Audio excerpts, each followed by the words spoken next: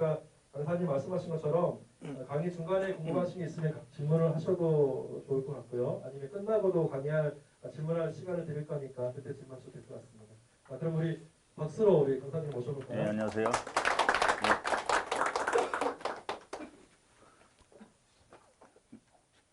네, 안녕하세요. 김향훈 변호사입니다. 저는 법무법인 센트로의 대표를 맡고 있고 저희 법인은 변호사 한 11명, 직원 10명 있습니다. 21명이 있고요. 제가 뭐 전문 변호사 되기 그리고 직원 관리, 오늘 제목이 뭐죠? 오늘 제목이 개업 변호사 전문성 강화 방안이라고 되어 있습니다. 제가 연수원 33기이고 변호사 16년 차인가요? 17년 차인가요? 됐는데 뭐 제가 하는 게 다 정답인 건 아니고 저보다 선배이신 분도 계실 것 같고 그냥 저 사람은 저런 식으로 해왔구나. 그냥 술자리에서 맥주 마시면서 좀 떠든다 이렇게 생각하시면 될 것 같아요. 뭐 이 세상에 정답이라는 건 없는 거니까요. 그냥 저만의 스타일. 제가 뭐 변호사를 해서 떼돈을 벌거나 아주 뭐 유명한 게 된 건 아니지만 그래도 나름대로 책을 쓰고 이 분야의 전문가라고 재개발자금 쪽의 전문가로서 10손가락, 5손가락 안에는 든다고 생각을 합니다. 그렇기 때문에 한번 제 그냥 얘기를 들어주시면 되겠습니다. 오늘은 제가 이 강의 취지를 좀 잘못 알아들어가지고 직원 관리를 어떻게 할 것인가에 대해서 강의를 하려고 했는데 개업 변호사 전반에 대해서 좀 강의를 해달라고 해서 이것저것 좀 강의안을 짜맞추기를 했어요. 이게 강의안이 좀 오래된 건데 한번 차분히 보겠습니다. 전문안이 필요한가? 꼭 필요하다고 저는 생각을 하고요. 없으면 좀 처량해진다라고 생각을 합니다. 하는 게 좋겠습니다. 단방에 되는 건 아니지만 하다 보면 결국은 될 것이다. 예? 예, 되고 있어요. 예. 구멍가게 편의점 이것저것 하면은 좀 그렇죠. 예, 전문화는 하는 게 좋다. 전문화를 이루고 나면 처량해지지 않는다. 갑질을 하게 되죠, 제가. 저는 갑질을 하고 싶었어요, 제가. 예, 갑질을 하되 좀 이렇게 푸근한 갑질을 해주는 아량 있는 그런 사람이 되고 싶었고요. 전문화를 하기 위한 방법으로서 저는 이제 신문에 칼럼 쓰기가 굉장히 좋은 것 같아요. 2년차 때 누군가 칼럼을 쓰라고 했는데 아직 저는 아직 처지가 못 되는데 했는데 어떻게 받았어요. 그때 하기를 정말 잘한 것 같아요. 정말 처음에 칼럼 쓸 때는 머리 터지는 줄 알았어요. 마른 수건 쥐어 짜듯이 이 뭘 쓰지? 머릿속에 아무 기어 나오는 게 없어요. 한 3번, 4번째 칼럼은 정말 조잡했는데 하다 보니까 뭐든지 하면 늘더라고요. 무조건 하면 늘더라고요.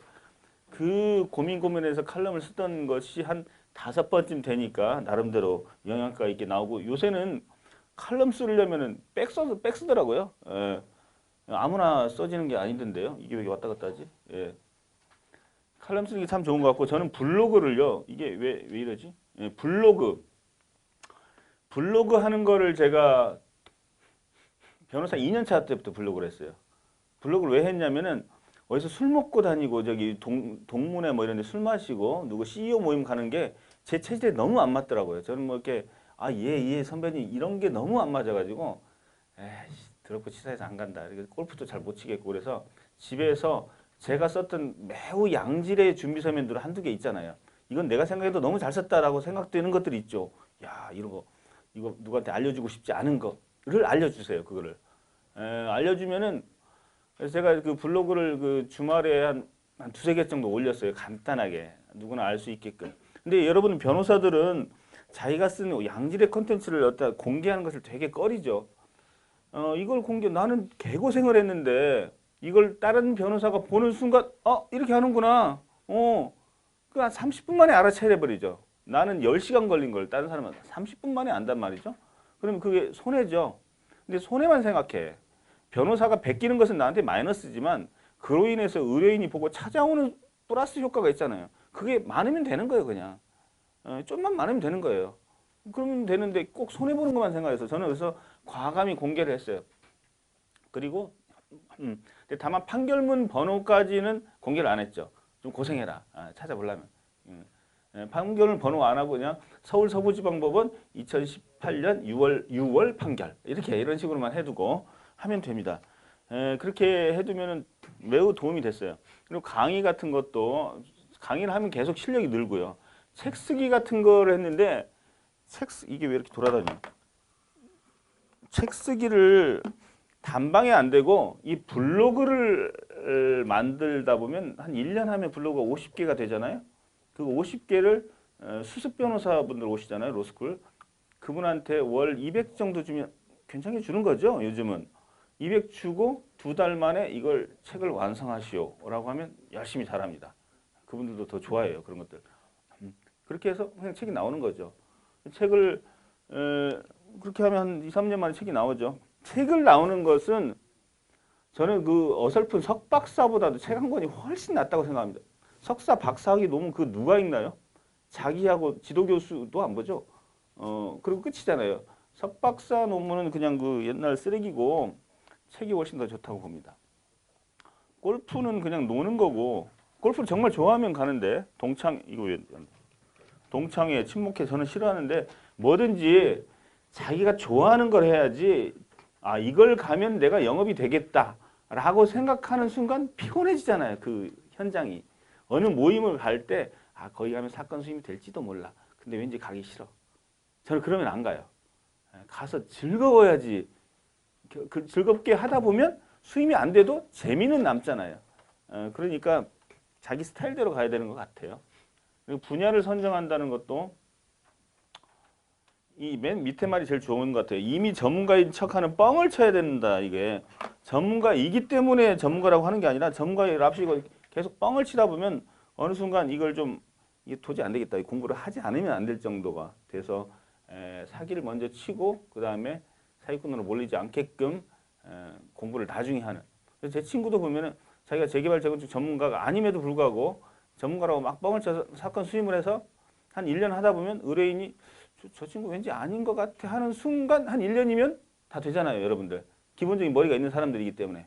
그래서 왠지 좀 이상해.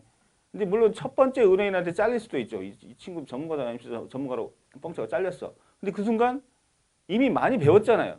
전문가가 되는 유일한 방법은 사건을 해보는 거잖아요. 절대 공부로 안 되잖아요. 사건을 해야 되는데 사건을 하려면 실적이 있어야 되는데 실적이 없어요. 실적 있는 척하고 뻥을 쳐서 사건을 처리하고 첫 번째는 잘리고 두 번째부터 열심히 잘하면 되잖아요. 다 머리는 있는 사람들이기 때문에 그 사기를 못 치니까 이제 전문가가 못 되는 거죠. 그래서 아무튼 그렇게 해야 되죠. 이게 참 어렵더라고요. 칼럼 쓰는 게 참 좋더라고요. 무조건 쓰면 됩니다. 아무튼 쥐어짜면 양을 늘리면 이제 질이 나오더라고요. 블로그 만드는 거 이런 거 만들 때 되게 손해보는 느낌 들 때 그냥 그 공개를 하세요. 그냥 공개를 하면 틀림없이 플러스 효과가 더 있다고 저는 봅니다. 매주 한 개씩 별로 어렵지 않아요. 어떤 때는요 좀 기분 좋으면은 일주일에 한 3개도 나오거든요.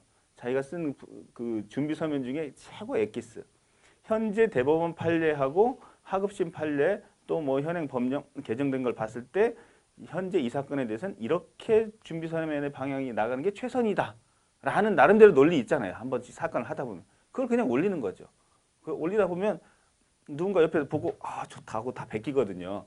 베끼라고 하세요. 그냥 베끼고 그 베낀 그 의뢰인만 오면 되니까. 그리고 자기가 만든 컨텐츠하고 베낀 컨텐츠하고 응용력에서 차이가 나잖아요. 그러니까 베끼라고 하셔도 됩니다. 좀 뻔뻔하게 해야 되는데 이게 어렵더라고요. 튀는 행동을 좀 거리낌 없이 해야 된다. 뭔가 특이한 짓을 해나간다. 남들이 손가락질을 해도 버틴다. 깜빡만 안 가면 된다. 이런 생각을 하시는 게 좋을 것 같아요.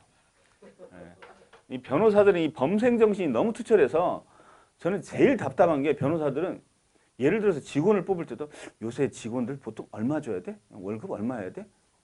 그 꼭 기존의 관행을 따르려고 그래요. 그리고 이 직원이 굉장히 똑똑하면 그냥 많이 주면 되잖아요. 근데 보통 얼마나 하는지를 따져서 거기에 맞추려고 하는 못된 습성이 변호사들한테 있더라고요. 그래서 모범적인 기존의 관행을 따르는 것과 깜빵을 가는 이 중간 영역이 그 중간 영역의 행동을 하면요. 저 친구 좀 이상해. 좀 또라이야. 쟤 뭔가 이상해. 하지만 그게 범죄인가요? 아무것도 아니잖아요. 그게 혁신의 영역이거든요. 이게. 혁신의 영역인데 새로운 직원한테 월급 250을 줬다. 신참인데. 그런 게 어디서. 근데 똑똑하면 주면 되잖아요. 걔가 그만큼 저기 하면은 주는 거죠. 뭐가 문제죠? 근데 야야 그거 줄 필요 없어. 주변에서 그래. 야 너 신참한테 그렇게 줄 필요 없어. 뭐 왜 그래? 난 주겠다는데 그 친구가 나한테 이득을 주면 하는 거잖아요. 근데 자꾸 누군가한테 맞추려고 하는 못된 습성이 우리의 혁신을 가로막는다고 저는 생각을 해요. 주변 사람들이 의아해하더라도 나만의 내적 확신이 있으면 그냥 하는 거죠. 강의를 잘해서 강의하는 게 아니라 강의를 하다 보면 늘잖아요. 저도 이런 종류의 강의는 조금 오늘 처음인데 이렇게 하다 보니까 이걸 정리하다 보니까 전 나름대로 제가 메모도 만들어내고 이것도 만들어냈는데 순식간에 돼요. 이게 하다 보면 자꾸 하다 보면 돼요. 잘해서 하는 게 아니라 하다 보면 잘하게 된다. 인과관계를 뒤집는 게 중요하다고 봅니다. 저희가 지금까지 변호사가 됐던 것은 기존에 우리 선배들이 다 책으로 쓰고 뭔가 판례 만들어낸 것을 그런 매뉴얼을 그대로 암기하고 따르는 거잖아요. 그러니까 우리는 매뉴얼을 그냥 암기하고 복기해내는 것에만 익숙하지 우리가 새로운 매뉴얼을 만들어내는 것에는 좀 익숙하지 않아요. 판례를 만들어내는 거죠. 저는 요새는 무슨 사건이 터지면 판례를 찾지 않아요. 그냥 내가 생각을 해요. 이건 이렇게 판단해야 될 것이다. 내 머릿속으로 우리의 입장, 상대방의 입장, 제3자인 법원의 입장 생각해서 이건 이렇게 될 것 같은데? 라고 한 다음에 혹시 그런 판례 있는 거 찾아봅시다. 그래서 똑같은 판례가 나오면 역시 내 생각이 맞았군 하고 만약 반대 판례가 있으면 그건 우리하고 달라. 라고 그냥 악을 쓰는 거죠. 그렇지 않은 법이 있어? 그 법을 바꿔야 되겠네. 라고 그냥 생각을 하는 거예요. 그렇게 생각하니까 더 편하더라고요. 강의도 그리고 강의를 잘하는 변호사 치고 수임 못하는 사람이 없더라고요. 이 구라가 세지면은 이게 의뢰인도 이렇게 설득을 할 수 있게 되니까. 그다음에 책 제가 처음에 책 쓸 이게 안 되지? 되네. 처음에 책 쓸 때 죽을 것 같더라고요. 제가 변호사 사용법이라는 책을 썼는데 죽으라고 안 나오던데 한 번 하니까 또 되더라고요. 또 그냥 막 돼요. 나중에 다 방법이 있어요. 책 쓰는 방법도 제가 처음에는 자기가 책을 쓰는데 나중에는 심지어 이렇게도 했어요. 제가 수습 변호사를 고용을 해서 제가 운전하고 택시 타고 돌아다닐 때 재판 다닐 때 따라다니라고 그랬어요. 하루 종일 제가 입으로 나불나불 해요. 그 친구가 다 녹음을 해서 받아 적어요. 나중에 갖고죠. 그러면 요거 좀 고치고 이렇게. 내 기존의 책을 보여주면서 내 문체가 이렇거든. 이렇게 합시다. 이렇게 해요. 그렇게 하면 되는 거예요. 누구 표절한 것도 아니잖아요. 내 언어잖아요. 그냥 저는 항상 선배들의 말을 따르지 않고 그냥 제가 생각을 했어요. 그래서 나 이렇게 할 건데 그럼 보통 그렇게 안 하는데 나는 그렇게 할 거야. 그래서 그냥 했어요. 근데 그게 통하던데요.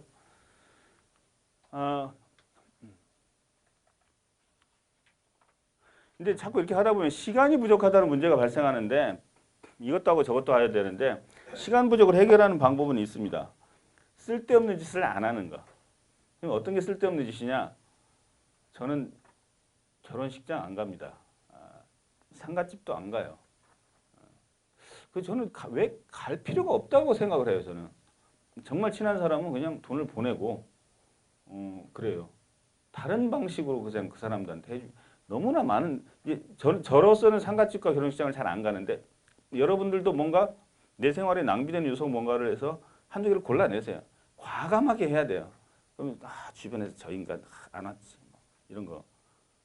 근데 그런 거를 뭔가를 걸러내지 않으면 자기 개발이나 이거 할 시간이 없어요. 뭔가 시간을 뽑아내야 될 거 아닙니까? 나름대로 시간을 이게 뽑아내야 돼. 이거 방향이 있나 보네요. 그리고요. 그 다음에 변호사 사무실 직원 관리에 대해서 한번 보겠습니다. 이쪽 오늘 강의는 저만의 주관적인 경험과 생각일 뿐이고 취급 업무와 대표자의 스타일과 철학, 사무실 규모에 따라서 많이 달라지는데 그래도 뭐 저만의 스타일은 이렇다라고 한번 말씀을 드려볼게요. 변호사하고 사무직원은요 쉽게 말하면 뭐 장교, 하사관, 뭐 병 이렇게 뭐 간단히 비교해 볼 수 있는데 사무직원들은 제가 좀 극단적으로 말하면 그냥 쓰고 버려지는 그냥 일회성인 사람들이라고 생각하는 경우가 있는 것 같아요. 근데 저는 대기업 직원을 해봤거든요. 한 5년 반을 해봤는데 SK 네트워크스하고 보라은행 직원을 했는데 지금은 하나은행이죠. 하나은행에서 동전마리하고 베스킨라빈스 직원들이 500원짜리 동전 바꿔달라는 동전 바꿔주고 뭐 이런 거 해봤는데 그분들의 어떤 미래와 삶에 대해서 한번 생각해 볼 필요가 있을 것 같아요. 직원들이 자꾸 나가고 특히 소속 변호사들이 어쏘 변호사들이 나가고 이게 되게 문제거든요. 저는 술 마시고 가끔 사무실에 들어오면 그 소속 직원들과 변호사의 특히 직원들 최말단 직원의 그 의자에 한번 앉아봅니다. 그러면 이 사람이 하루 종일 앉아서 바라보는 우리 사무실의 풍경이 뭘까? 여러분들은 각자 변호사로서 그 방이 있거나 또 앞에 뭐 자기들 좌석이 있을 텐데 그들의 입장에서 바라본 이 세계를 저는 앉아서 이렇게 딱 보면은 그들이 가진 컴퓨터와 필기도구와 이런 것들이 좀 오래된 후진 게 아닐까? 이 모니터가 왜 이렇게 작을까? 내가 여기 앉아있으면 이 모니터를 기쁜 마음으로 사용할까? 이런 걸 좀 생각을 해봐요. 나는 대표 변호사는 이따만한 모니터, 막 공면 막 이런 거 쓰고 그것도 막 2개, 3개씩 놓고 쓰잖아요. 이렇게 쓰고 A4는 이렇게 놓고. 근데 우리보다 더 많이 컴퓨터를 보는 그 사람은 이런 거 막. 무슨 생각을 하면서 하루 8시간 내지 10시간을 보낼까? 이 생각을 해보면서 그리고 매일매일 월급을 받고 내년에는 뭘 하고 3년 뒤에는 뭘 할까? 이런 생각을 저는 해봅니다. 그래서 내가 그들의 입장이라면 원하는 그것들을 저는 해주고 저는 직원들한테도 인센티브를 줍니다. 소속 변호사한테도 인센티브를 주고 직원들한테도 인센티브를 주고 근데 사람이라는 거는 소속 변호사든 누가 됐든 동업자이든 인센티브를 자꾸 주면 버릇이 나빠지고 뭔가 더 바라게 되고 당연한 게 되고 나중에 안 주면 지랄하고 인간은 다 그렇거든요. 그래서 핵심은 사람은 돈 때문에 산다고 저는 봅니다. 돈이 우리의 인생을 99% 해결해 준다고 저는 봐요. 해결 못하는 것도 있지만 거의 해결해 주죠. 그러니까 돈이라든지 이걸 돈을 챙겨줘야 되는데 너무 많이 챙겨주면은 당연하게 생각하니까 적절히 불규칙하게 배려를 해줘야 되죠. 근데 남들보다 조금 다른 회사보다 조금 더 줘야 돼요. 조금 더. 그러다 보면 이제 무한 경쟁이 되는데 어쩔 수가 없죠. 남들보다 조금 더 해줘야 되죠. 그리고 돈도 돈이지만 또 내가 이 회사에서 성장하고 있다는 느낌이 되게 중요합니다. 성장하고 있다. 그래서 저는 저희 사무장한테 석사 박사 학위를 받도록 했고 인센티브의 형태로 등록금을 대줬어요. 물론 이제 한참 이렇게 대주고 해도 그러다가 우리보다 더 좋은 직장으로 획 도망가 버릴 수 있죠. 사실 그것 때문에 우리가 못 대주는 거 아닙니까? 단물만 쪽 빨아먹고 가버리고 그럴 수 있습니다. 그런 사람들도 있고. 하지만 가더라도 현재 나하고 일하는 3년, 5년의 기간 동안 서로가 윈윈만 하면 되는 거예요. 언제 헤어지더라도 서로 그래 너랑 나랑 계산 끝났지라는 있는 동안 열심히 했으니까 이거 챙겨줬고 제가 제일 싫어하는 것은 열심히 했어. 그러면 내가 이번에는 좀 사정이 우리가 자금 사정이 안 좋으니까 내년에 좀 챙겨줄게. 뭐 이런 거. 저 무지무지하게 싫어합니다. 지금 당장 계산합니다. 저는. 근데 내년이 되면 또 어떻게 될지 압니까? 그리고 사람마다 계산의 폭이 다르잖아요. 내가 뭔가를 챙겨준 사람은 많이 해줬다고 생각하고 받은 사람은 별로 많이 안 받은 것 같잖아요. 우리는 500만 원짜리 사건을 받아서 700만 원어치 일을 해준다고 생각을 하죠. 500짜리 사건을 받아서 700짜리 이 정도면 700 정도 해준 거야 라고 하는데 의뢰인은 어떻게 느낄까요? 400 정도 받은 느낌이에요. 450 정도. 서로 이렇게 계산이 다르잖아요. 그래서 좀 더 중첩적으로 많이 챙겨줘야 되는데 아무튼 직원이나 어쏘 변호사나 관계에 있어서 챙겨준다고 하지만 더 적게 받았다고 생각하고 하니까 저는 순간순간 정리를 합니다. 언제 헤어져도 아쉬움이 없게끔. 나중에 뭐 이런 건 없어요. 우리에게 내일은 없어요. 그냥 순간. 그렇게 저는 하고 성장하고 있다는 느낌. 내가 이 회사에서 사람들 다 그렇잖아요. 어쏘 변호사는 나가는 게 철칙이다. 철칙입니다. 어쏘는 나간다. 나가죠. 아니 지금 보스인 사람도 당신이 워스로서 그 월급 받고 그렇게 시달리면 저라도 나갑니다. 당연한 겁니다. 그거 나가는 거 뭐라고 할 수 없어요. 그 어서 변호사가 원하는 것은 내가 이 월급 받고 고생하면 나중에 한 5년 뒤에 따로 나가면 나도 뭔가 할 수 있을까? 당연히 그 생각하죠. 그걸 뭐라고 할 수가 없어요. 다만 나가서 개업을 하더라도 여기 있는 인적 자원과 의뢰인을 빼가면 안 되겠지 않겠습니까? 의뢰인과 인적 자원을 빼가서 그거는 도둑질이니까 그건 하면 안 되죠. 그러니까 나갈 때 나가더라도 우리 의뢰인과 여기 있는 인적 자원을 앞으로 향후 2년간 빼가지는 못한다. 노하우 빼가는 건 어쩔 수가 없어요. 머릿속에 들어있는데. USB에 담아가는 거 막을 수 있나요? 아마 저 삼성이나 대기업처럼 이게 다 다운로드 막고 하는 뭐 그런 정도 물적 설비는 없을 거예요. 그거 담아가면 막을 수가 없어요. 저는 약정서 쓰는 것도 다 알려줍니다. 법률사무소 운영의 최고의 노하우는 이런 경우 착수금 얼마 받는가, 성공보수 책정 어떻게 하는가, 약정 어떻게 하고 성공보수 어떻게 받아내는가, 이게 최고의 노하우 아닌가요? 재판 나가는 것보다. 저는 그것도 다 알려줘요.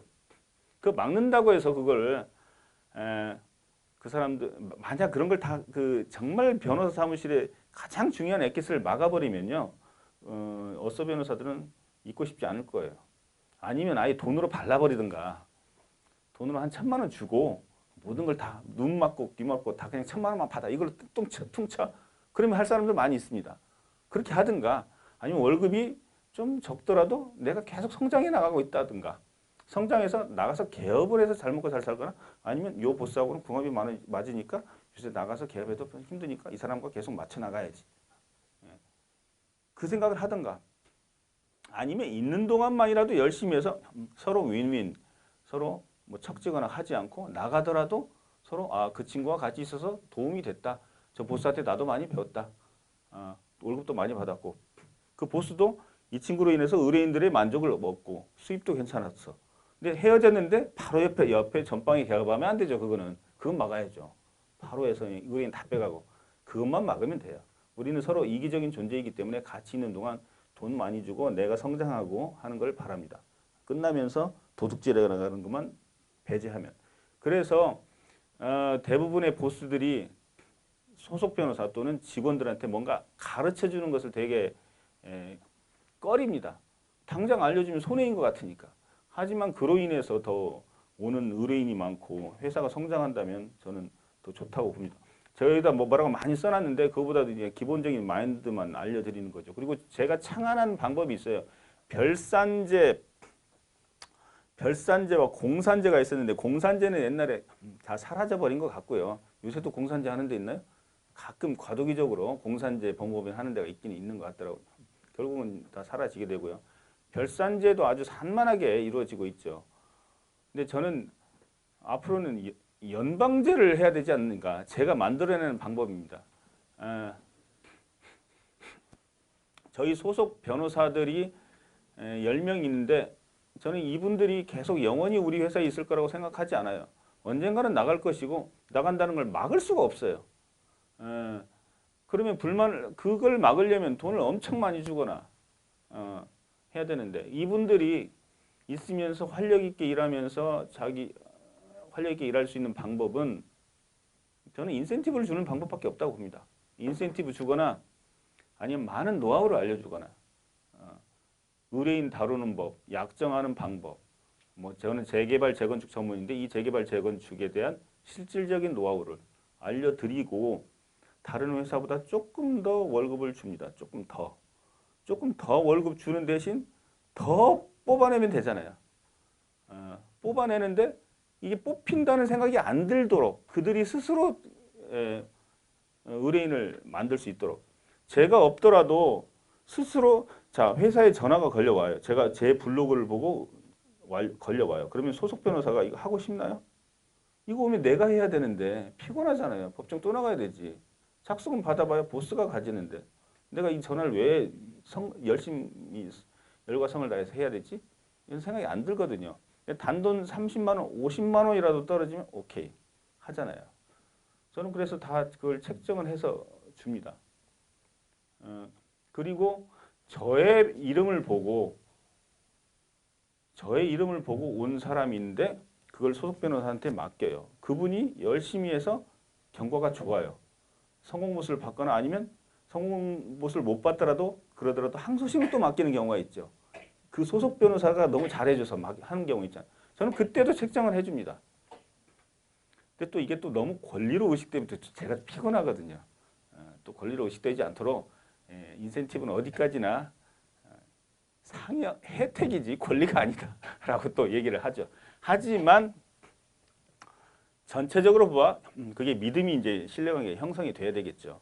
저는 그런 생각을 하고 있고 직원들의 그 역할도 있죠. 어디 이제 단체 집단 소송 같은 걸 할 때 그 직원들의 역할은 매우 크죠. 가서 위임장 다 받아오고 자세한 거 설명을 해드리고 할 때 직원들이 열심히 하죠.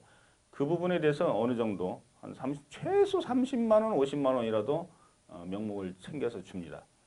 그럼 되게 열심히 하고요. 그분들도 저는 그래요.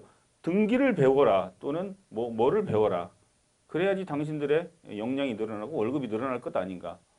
당신의 월급은 누가 올려주지? 사장이 올려주는 게 아니라 당신이 스스로 올린다. 역량이 넘쳐서 사장이 저 친구 나가면 큰일 나는데 아이고 불안하다. 좀 올려줘야 되겠다. 하면서 이번에 30만 원 올려주면 섭섭해 할까? 40만 원. 이게 사장이 고민하게 만들어라 라고 하고 그걸 열심히 하는 것을 제가 독려해 줍니다. 사무직원으로서 매우 중요하죠. 많이 배우고 승진하고 성장하고 있다는 느낌이 되게 중요하다고 생각합니다. 저는. 그리고 공인중개사 자격 취득하면 이제 매달 10만 원씩을 저는 주기로 약정을 했어요. 그랬더니 진짜로 따는 친구가 있더라고요. 저 친구가 과연 할까 싶었는데 하더라고요. 저희가 이제 부동산 재개발 재건축을 하기 때문에 아무래도 부동산 지식이 많으면 뭐 제2종 일반지구, 뭐 상업지구, 준주거 지역 뭐 이런 거 있잖아요.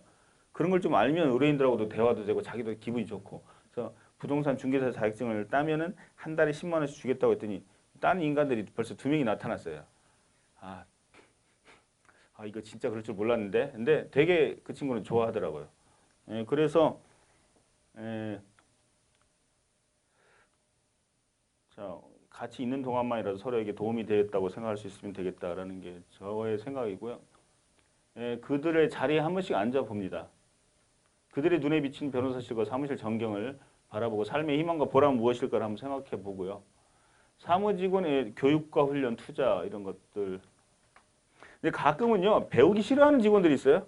나 그냥 대충 살다가 살래. 근데 뭐 이렇게 자꾸 가르쳐줘. 라는 사람도 있어요. 그러면 그 사람들한테는 그렇게 강요하면 안 돼요. 그게 그 사람의 삶의 방식이기 때문에 그분들은 꼭 필요한 그 사무실에서 정형적으로 루틴하게 일어나는 일들, 뭐 세금 계산서 발행이라든지 그런 거 일을 맡기고 자꾸 뭐 가르쳐주면 안 돼. 그런 사람도 있더라. 그리고요, 제가 그 이제 변호사들과 얘기할 때 많이 느끼는 게 직원을 한 명 뽑아야 되는데 소속 변호사 한 명 뽑아야 되는데 고민이야. 이거 한 명 뽑으면 변호사 한 명 뽑으면 1년에 한 1억쯤 나가는데 뭐 어쩌고 저쩌고 그러면 저는 일단 뽑으라고 그래요. 아니 김 변호사님 이거 한 번 뽑았다가 돈 없으면 어떻게 해요? 그럼 그때 자르라고. 일단 뽑고 나중에 돈이 없으면 자르면 됩니다. 일단 뽑고 한 6개월 뒤에 미안한데 내가 좀 영업이 안 되는데 경영상 해고할 수 있잖아요.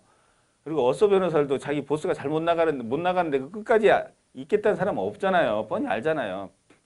이게 대부분의 사람들은 돈을 많이 벌면 어쏘나 직원을 뽑겠다고 생각하죠. 이게 어쏘의 월급이 500이라고 칩시다. 500 이상을 벌어야 어쏘를 뽑겠다고 생각하는데 현재 매출에서 한 2, 300 정도 늘어서 한 명 더 있으면 좋겠다. 그런데 좀 부담돼. 이때 뽑으면 돼요. 이때 뽑으면 그 사람 그 몫을 해요. 그냥 자기 월급 몫을. 한 사람을 뽑는 데는 그 월급에 한 3배 정도 매출이 올라와야지 똔똔이 되고 또 경영자가 좀 가져가는 게 있는데 저는 애매할 때 그냥 뽑아요. 안 되면 어떻게? 나가달라고 하면 돼요. 그 안 나가는 사람 없습니다. 보스가 힘든데. 그냥 항상 그렇게 하면 돼요.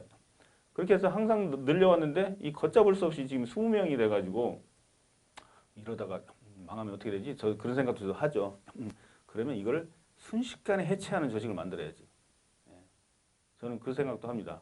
갑자기 이 공룡처럼 비대해졌는데 빙하기가 오면 어떻게 하지? 이걸 다 조각조각 띄어서 팔아야지. 그럼 사건 이만큼 다 쪼개서 다 나눠주는 거지. 나눠주고. 저는 그 생각도 하고 있어요. 그래서 연방제를 생각합니다. 유튜브 옛날에 이런 직원도 있었어요. 전자소송을 하고 고객들한테 카카오톡으로 연락을 하고 유튜브 업로드하는 방법을 익히라고 제가 오자마자 시켰어요. 그랬더니 바로 퇴사해버리더라고요. 이 사람은 등기 직원으로서 옛날 고리타분한 전관 변호사 밑에서 그 쫀쫀하게 이렇게 정리해서 제출하는 이것만을 했다가 출산하고 나서 한 2, 3년 쉬고 왔는데 갑자기 뭐 유튜브에 뭐 전자소송이 하니까 막 이 빡 돌아버리더라고요. 그래서 저는 속으로 당신은 계속 그렇게 사세요라고 했는데, 그래서 아무튼 근데 또 배우고자 하는 사람한테 그런 기회를 또 주지 않으면 또 퇴사해버려요. 그래서 사람마다 달라요. 근데 대부분의 한 3분의 2 정도는 배움의 기회를 서서히 주는 게 또 너무 강요하면 힘들어해요. 나 이럴 깜냥이 안 되는데 왜 이러시죠? 근데 시도해봐서 아니면 적절히 배치를 해야죠. 이 사람은 계속 키워줘야 되고 이 사람은 적절한 그냥 루틴한 업무에 종사하게 해야 되는구나. 또 루틴한 업무에 종사하면서 또 돈은 또 더 받고 싶어하는 사람이 있어요. 또 설득을 해야죠. 당신은 그거밖에 안 돼. 설득을 해야죠. 너무 큰 기대를 하면 안 되겠다라는 생각도 가집니다. 애정과 사랑과 보상을 먼저 주고 그들의 성과를 기다려야지. 성과가 나오면 주겠다. 그러니까 사장은 야, 네가 열심히 일하면 올려줄게 이 생각을 하죠. 근데 직원은 돈 올려주면 내가 열심히 할게. 서로 반대잖아요. 월급을 더 좀 줘봐. 그럼 내가 열심히 할게. 근데 사장은 네가 열심히 해야지 월급 주지. 이거 누가 먼저 해야 될까요? 아쉬운 사람이 먼저 해야 되죠. 일단 봉급을 올려줘요. 올려주면 내가 이 정도 봉급 받을 사람인가 싶어서 좀 해야 되겠네라는 게 생기거든요. 그래놓고 나중에 너 이번에 30만 원, 50만 원 더 올려주는데 왜 안 해? 그러면 할 말이 없잖아요. 50만 원 올려주고 한 70만 원어치 밀어붙이는 거죠. 빨리 성과 내라고. 저 의뢰인이 나하고 상담하다가 삐져가지고 갔는데 빨리 전화해가지고 살살 달래. 빨리 데려와. 이런 거라도 시켜야죠. 살살 달래오거든요. 제가 성격이 좀 급해가지고 의뢰인들 내쫓는 경우가 되게 많아요.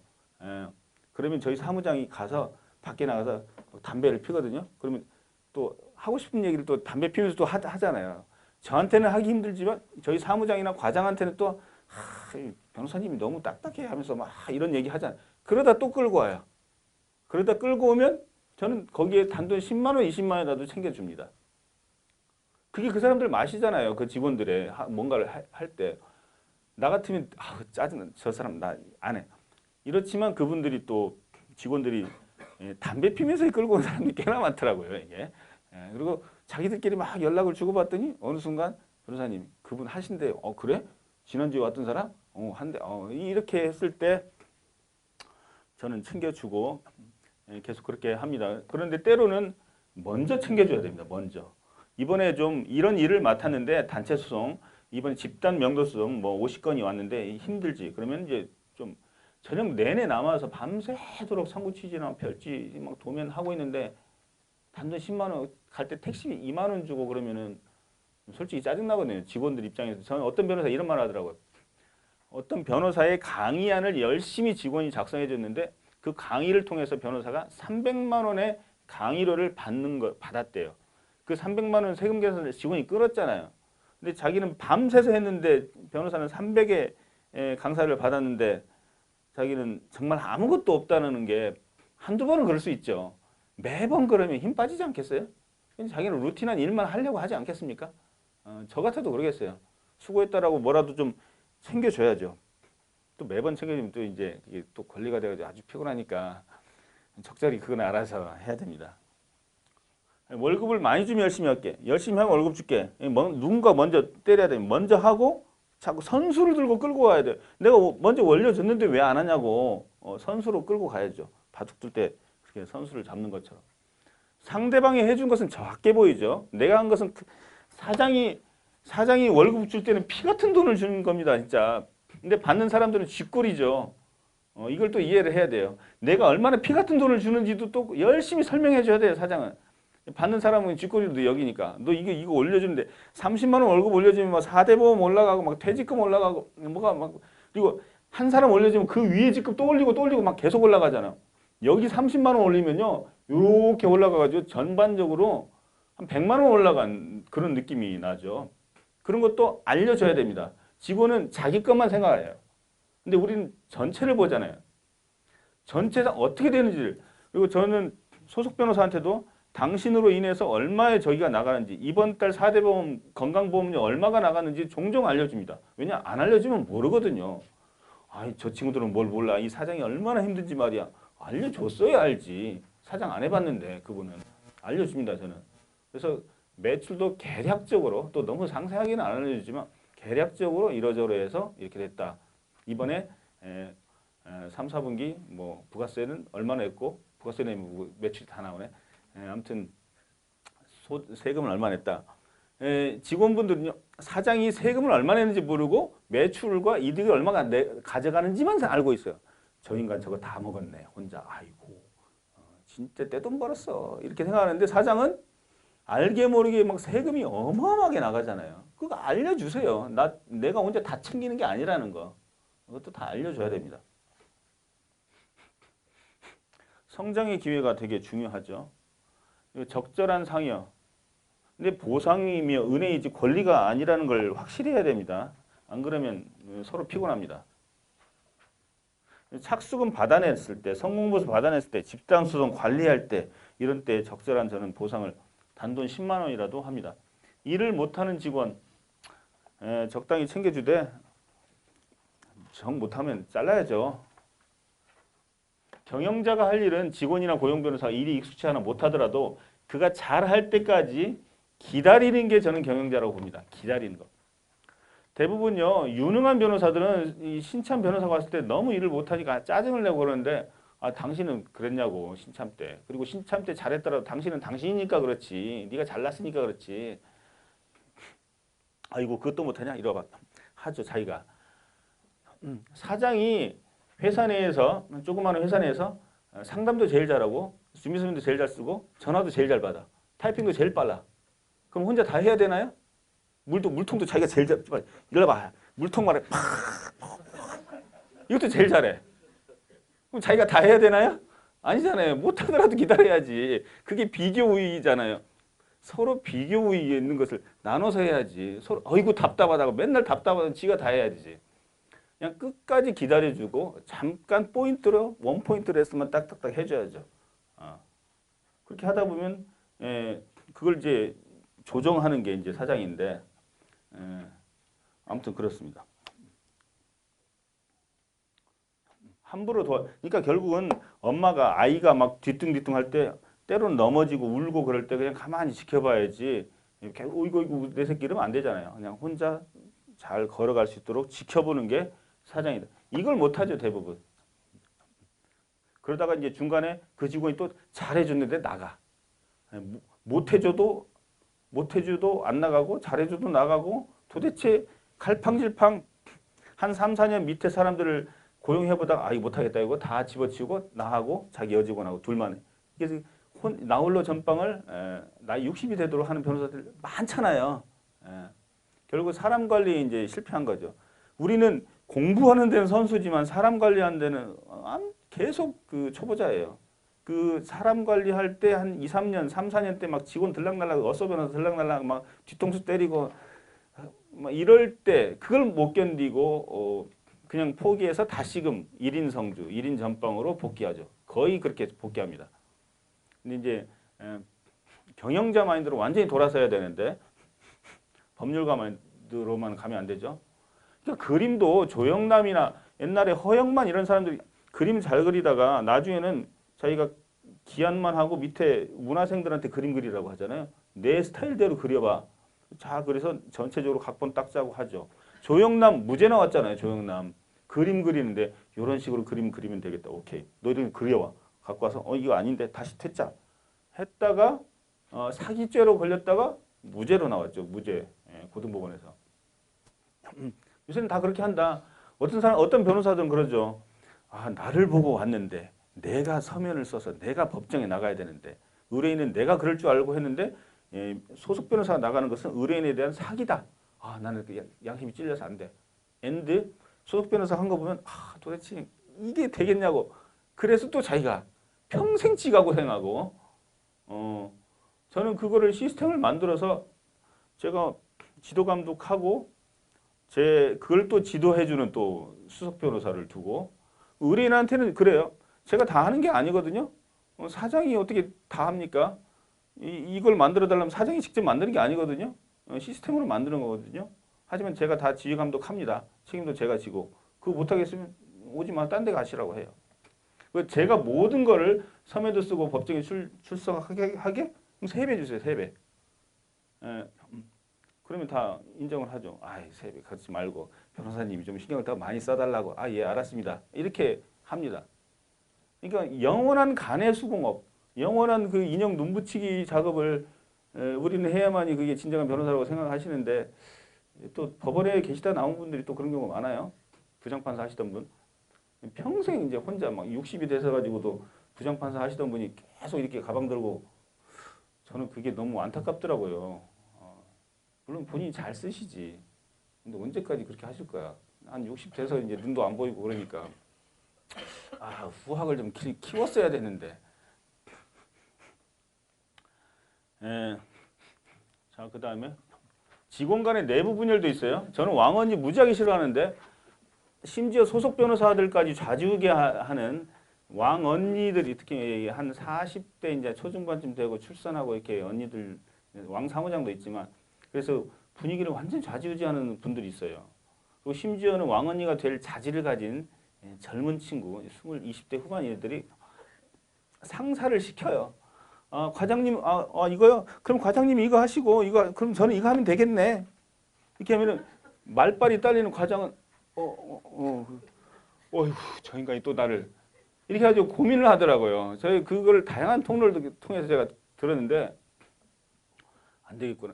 그 윗 과장이 무지하게 고민하더라고요. 그래서 그 과장급들 몇 명 불러가지고 그 밑에 있는 그 왕언니가 될 법한 그 신참 여직원의 그 만행을 제가 다 들었어요. 그래서 그러면 이 유약한 A 언니 옆에 B라는 남자 동급 과장이 무슨 일이 있으면 그 남자들을 얘를 조지라고 제가 사주를 했죠. 제가. 이 A 언니는 말을 못하는 사람이기 때문에 일은 열심히 하지만서 B 남자 과정으로 하여금 그 하급자를 조지도록 내가 면책을 줄 테니까 걔를 압박하라고 했어요. 그렇게 안 하면 도대체 기강이 문란해지고 그 성실한 그 A 과장이 힘들어 하더라고요. 그래서 저는 제가 회사 다닐 때도 이런 사람들 많이 왔기 때문에 이 사람들이요.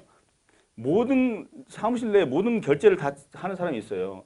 소속 변호사가 이 모니터가 너무 구닥다리인데 좀 바꿔주면 안 돼요? 그것도 그 왕언니가 결제하고. 근데 대표 변호사는 아무것도 모르고 속사정이 어떻게 돌아가는지도 모르고 그런 경우가 있어요. 그래서 때로는 이렇게 다각도로 사무장, 과장 이렇게 개별적으로 면담을 해서 간첩질을 하게끔 괜찮으니까 얘기해봐. 요새 어떠냐고. 이렇게 해서 또 이 말만 듣고 너 그랬다며 하면 또 안 되죠. 이 다각도로 듣고 누구 말이 틀린지를 좀 잘 파악을 해야 되죠. 안 그러면 분위기 이상해지고 막 사람들 막 나가버려요. 직원들 계속 퇴사하고. 근데 나는 얘가 하는 짓이 또 그런 사람들의 특색이 뭔지 아세요? 지가 누울 자리는 잘 알아가지고 사장한테는 진짜 잘해요. 와, 그런 경우 있어요. 정말 그냥 간이라. 그 친구는요, 제가 대표님, 뭐 커피 이걸로 타드릴까요? 대표님 이거 좋아하시잖아요. 타줘요. 걔가 그런 애였구나. 윗사람한테 너무 잘하는 사람은요, 자기가 뭔가 나쁜 짓을 하고 있다는 걸 자기가 스스로 알기 때문에 이 사람한테 미리미리 잘하는 것이 아닐까. 좀 새는 얘기지만 항상 충성을 다하겠습니다. 저는 대표님만 존경합니다. 이런 말을 입에 달고 다니는 사람들이 있어요. 그 사람들 굉장히 위험한 사람들이에요. 평소에 뭔가 자기가 의심받을 짓을 하고 있기 때문에 혹시 나를 의심하고 있는 것이 아닐까. 대표님, 저는 대표님을 사랑합니다. 존경합니다. 이런 말 자꾸 하는 사람들은요. 역시 문제. 원래 성실한 사람은 행동으로 성실하잖아요. 근데 말로 성실한 사람은요. 행동이 뭔가 부실하다는 걸 자기가 스스로 알아서 쪼려가지고 그런 거라고 저는 생각합니다. 그리고 왕 사무장도 있더라고요. 보스 변호사는 퇴근했는데 왕 사무장 직원들 다 불러 야 오늘 저녁 먹자. 어디 뭐 해물탕 먹으러 가자 해서 먹고 자기 술 마시고 자기 신세 한탄 하고 그러면서 뭐 밑에 대리 이런 사람들 불러다가 그럼 걔들은 예 하다가 얘는 자기는 사무장은 9시쯤 집에 들어가고 나머지들은 또 와서 사무실에 일하잖아요. 그게 분위기를 망친대요. 그래서 누군가 한 명이 사무실을 완전히 휘어잡는 것은 막고 견제 세력을 둬야 되겠더라고요. 그래서 저는 그 왕 사무장, 왕 언니 스타일의 그 하급 직원도 결국은 알아서 그만두더라고요. 나중에 보니까 뭔가 호응을 안 해주니까 왕따를 시켜버렸죠. 사실 그 사람을. 약한 사람이 보통 왕따 되는데 저는 그 강한 성격 그 사람을 왕따를 시켜버렸어요. 모든 비품 구매의 결정권을 행사하는 왕언니. 기센 하급 직원. 왕사무장. 저녁 식사를 요구하고 술자리에서 시간을 때우고. 이런 건 변호사가 안 하면 안 돼요. 그거를 자기들끼리 해결이 안 돼요. 저는 점심 식사도 같이 안 합니다. 어떤 회사는 점심 식사를 같이 하는데 보통은 변호사들이 누가 누구랑 점심 식사 하는지 신경을 안 쓰죠. 근데 하급 이제 직원 두세 명 있으면 맨날 그 하급 직원 맨날 그 싫은 그 사람이랑 예. 커피 먹을 때도 같이 예. 속으로는 대도 안 소리 하고 있네 하면서 그 얘기를 들어주죠. 저는 점심 식사를 변호사와 직원이 식사는 기본적으로 혼자 해도 된다. 혼자 하는 권리를 부여한다. 선포를 하고 다만 상급자가 일주일에 한두 번 같이 먹자고 할 때는 따라라. 그리고 여직원, 남직원 파벌로 다니지 말라. 가끔은 그럴 수 있다. 가끔 섞어야 된다. 그래서 상급자들이 가끔 섞을 수 일주일에 한두 번의 식사 소지권을 부여합니다. 하지만 기본 원칙은 혼자 먹을 수 있는 자유가 있다. 저는 그거 되게 중요하다고 생각합니다. 점심식사. 그리고 제가 점심식사를 같이 먹으러 다녔더니 부작용이 있더구만요. 어느 순간 보면 나 혼자 떠들고 있어. 왜냐? 내가 아는 지식이 제일 많고 제일 경험이 많고 제일 윗사람이기 때문에 다들 가만히 있는 거지. 야, 이거 안 되겠구나. 그래서 저는 일주일에 한 번 가든지 뭐 2주일에 한 번 가든지 또는 가끔 이제 누구 불러서 가든지 이렇게 합니다. 그것도 저는 중요하다고 봐요. 혼밥의 권리를 허용한다. 점심 식사, 저녁 식사, 회식도요. 제가 좀 개인적인 성격이라서 회식을 되게 싫어하는데 1년에 한 3번 정도만 강제 회식이 있고 나머지는 자유입니다. 때로 그래서 회식도 너네 팀끼리 해. 또 너네 팀 또 몇 년 차끼리 무슨 이렇게 회식을 자유스러운 분위기에서 하고 회식 때 일 이야기 안 하고 2차 회식은 1차에만 끝내라. 2차 회식 가기 싫은 사람 억지로 하지 말고 노래방은 특히 그렇다. 노래방 따라가서 이 탬버리 두들겨주고 예 이거 그리고 술 취한 사람 집에까지 바래다 주는 거 절대 없음. 술 취해서 차 타고 사고 나면 자기 책임이라고 저는 선포해 버렸어요. 아무튼 그 제 스타일인데 회식을 줄이자. 회식 자리 가서도요 절대 일 이야기 안 합니다. 그냥 가끔 2차 가서 자기들끼리 또 하면 해도 직원의 스트레스, 의뢰인의 전화를 끊을 권리, 산업안전보건법에 의하여 우리는 전화를 녹음이 되고 우리들도 다 여러분의 형제 자매이다. 우리 변호사도 마찬가지입니다. 우리는 언제까지 그들의 전화를 들어줘야 됩니까? 얼마나 피곤한데요. 옛날에 어떤 저희 여직원은 막 얼굴이 불그락불그락해서 자기들끼리 아니 김 누구 씨라고 알아봤어. 왜? 그랬더니 나한테 쌍년이라고 하더라. 무슨 그런 일이 있었어요. 하도 뭐 아무튼 말이 좀 안 통하다 보니까 이런 아이씨 빨리 바꾸란 말이야 뭐 이런 식으로 얘기한 거예요 의뢰인이. 그래서 가만히 들어보니까 저한테 뭐 어떤 통화를 하고 의뢰를 할까 말까 했었는데 저도 좀 피곤했었던 사람이에요. 했는데 잘했어. 돼 괜찮아. 이렇게 끝내버렸습니다. 물론 혼내야 될 때는 혼내야 되겠죠. 근데 저도 좀 피곤했었는데 쌍년이라는 말을 들었다고 막 물그럭푸럭 하더라고요. 그래서 됐다고. 그런 경우는 끊어도 돼.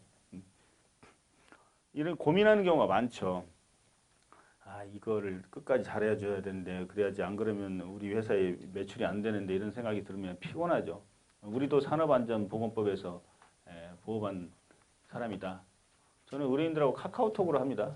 카카오톡으로 단체방이 막 수십 개, 수백 개가 있는데 팀별 분파주의도 여기는 뭐 분파가 있을지 모르겠지만 저는 1팀의 팀장이 2팀의 팀원을 지휘 감독할 수 있는가? 이것도 문제가 되더라고요.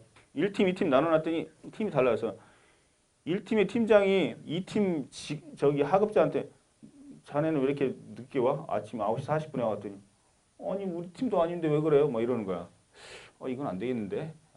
구체적인 업무상 구체적인 지휘 감독을 안 해도 일반적인 지휘 감독을 해야 되겠구나.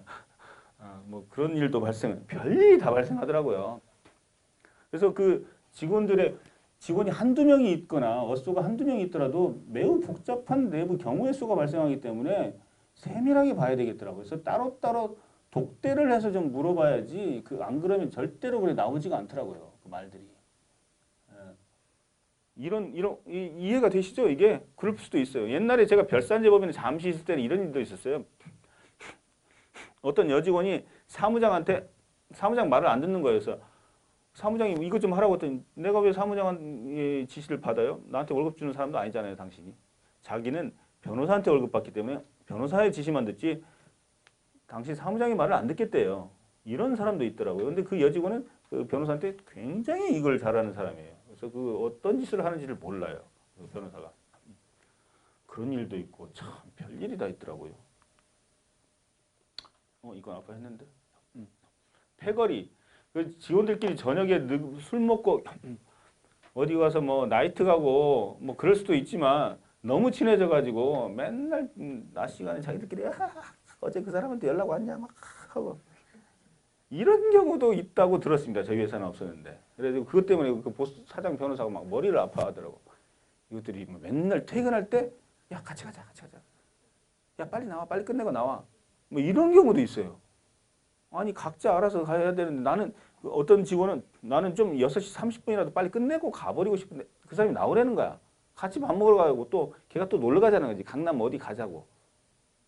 근데 이 끌려가는 직원은 안 가고 싶은데 걔가 나보다 상급자니까 끌려가는 거야. 이런 거 매듭은 또 이 상급자가 풀어줘야 돼요. 이거는. 고민하고 있거든요. 걔도. 담배 피러 갈 때 야 같이 가자. 불러가거든요. 이것도 문제예요. 담배 안 피고 싶은데 나 담배 필 타이밍이 아닌데 아까 폈거든. 야 빨리. 담배 한번 피면 그거 10분 왔다 갔다 하고 냄새나고 또 갑자기 아까 무슨 일 했더라? 이 다시 복귀하는데 또 시간 걸려요. 그래서 저는 담배 피는 인간들 딱 보고 저것들 쟤들은 업무 시간 1시간 늘릴까 이게 고민을 했어요. 사실 저도. 근데 저희 회사에 담배 피는 직원 한 서너 명 있는데 다행히도 굉장히 일을 열심히 하는 사람들이라서 그냥 그건 안 하기로 했어요.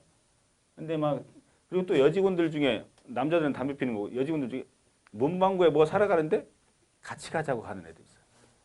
그것도 문제야. 같이 혼자 사러 가지. 스카치 테이프를 같이 사러 가자고 해가지고 가서 커피 한 잔 사 먹고 막 노닥거리고. 내가 다 알지. 왜 둘이 쏙쏙 하면서 가. 쟤들은 왜 둘이 갈까?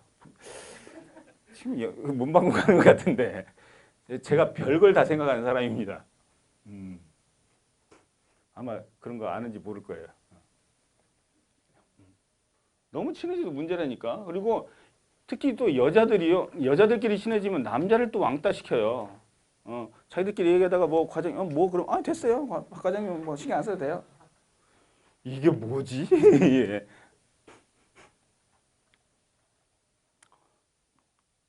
그다음에 직원들끼리 형님 동생, 난 이거 싫어요.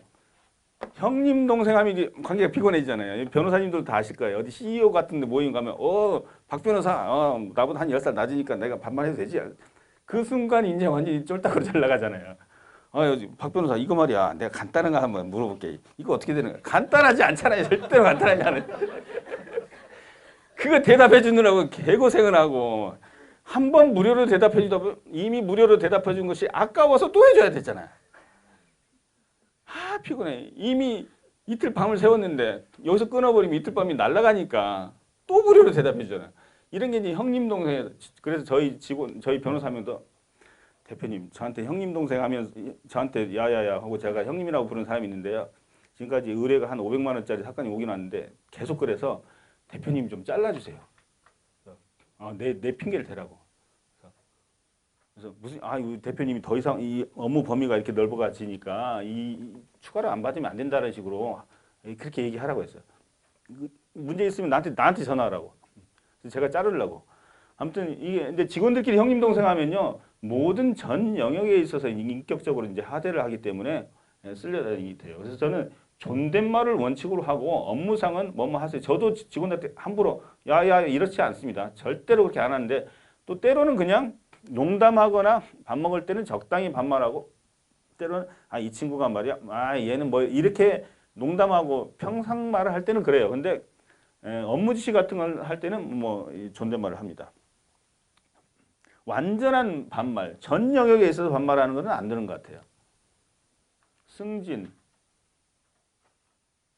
직급에 자신을 때려 맞추는 습성이 있기 때문에 자꾸 고난도의 업무를 부여해 줘야 된다라고 생각하고 종종 상담에도 참여를 시킵니다. 출장도 자주 보내고 자꾸 일을 시켜야 돼요. 보수 수준, 보수는 업계 평균으로 주면 업계 평균으로 근데 업무는 업계 평균으로 하고 탁월하게 원하잖아요. 탁월하게 할 거 원하면 탁월하게 월급을 주든가. 되게 그러죠. 보수는 평균으로. 근데 일은 잘하기를. 말도 안 되는 거죠. 탁월하게 주고 더 탁월할 것을 요구해야 돼요. 업계 평균으로 보수 주면 자꾸 평균적으로 흘러다닙니다. 여기저기. 10만 원만 올라가도 저 딴 데 가죠. 저 같아도 그러겠어요. 업계 평균으로 주면 나도 한 20 더 주면 저쪽으로 가죠. 업계 평균보다 20% 더 주고 40% 이상 뽑아내야 되죠. 연차휴가? 저는 이거 다 지켜버립니다. 법이 좋아서 지키는 게 아니라 더럽고 치사해서 다 지키죠. 연차휴가 저는 다 줍니다. 여름휴가 5일을 제외한 여름휴가는 5일을 주고 나머지는 몰아서 쓰면 안 되죠. 그리고 또 징검다리만 얌체로 골라 먹으면 안 되니까 징검다리는 다 적절히 배분해야 되죠. 미리 1개월 이전에. 그 다음에 이런 것도 되게 중요해요. 퇴직금, 연금 가입하고요. 연봉은 세전으로 계약하는 게 좋겠더라고요. 세후로 계약하면 피곤해요, 뭐가. 연봉을 세후로 계약해버리면요. 연말정산할 때 피곤한 일이 발생해요. 연말정산할 때 근로자가 가져가는 것도 괜찮지만 근로자가 토해내야 될 일이 있어요. 세후로 가져가면 토해내려고 생각하지 않아요. 그럼 경영자 입장에서는 뭐야? 연말정산에서 플러스가 나오든 마이너스가 나오든 무조건 경영자가 해? 이게 뭐야? 이런 생각이 들거든요. 법대로 그냥 세전이 제일 좋습니다. 세전으로 입사 시 보안각서, 비밀 유지각서 이렇게 꼭 받아야 되죠. 경업금지 의무도 꼭 써야 됩니다. 퇴사 시 당 직장에서 같이 근무했던 변호사 직원들과는 퇴직 후 3년간 동업이나 스카우트 등으로 같은 직장에서 근무하면 안 되고 재직 시 알게 된 의뢰인으로부터 퇴직 후 2년간 사건 수취 금지, 발각 시 수임료의 5배를 배상해야 된다. 이게 법적으로 유효한지 안 하는지 모르겠지만 어쨌거나 2년이 아니면 1년이라도 유효할 것 아닙니까?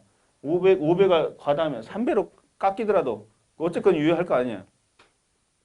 취업규칙도 노무사한테 부탁해서 작성을 했습니다. 한 20명쯤 되니까 필요하더라고요. 해고? 서면으로 하는 게 좋죠. 이메일로 하는 게 좋습니다. 문자와 카톡은 기분도 나쁘고 이게 법상 효력이 있는지 모르겠어요. 이메일은 효력이 있고 경영상의 문제로 해고하고 이 해고하면 사장이 되게 피곤해할 것을 알고 나를 함부로 자르지 못하겠지. 내가 나가면 니네 회사 되게 피곤할 거야. 한 두세 달 정신이 없을걸? 그러니까 날 자르지 못할 거야 라고 생각하는 괘씸한 직원들이 있어요.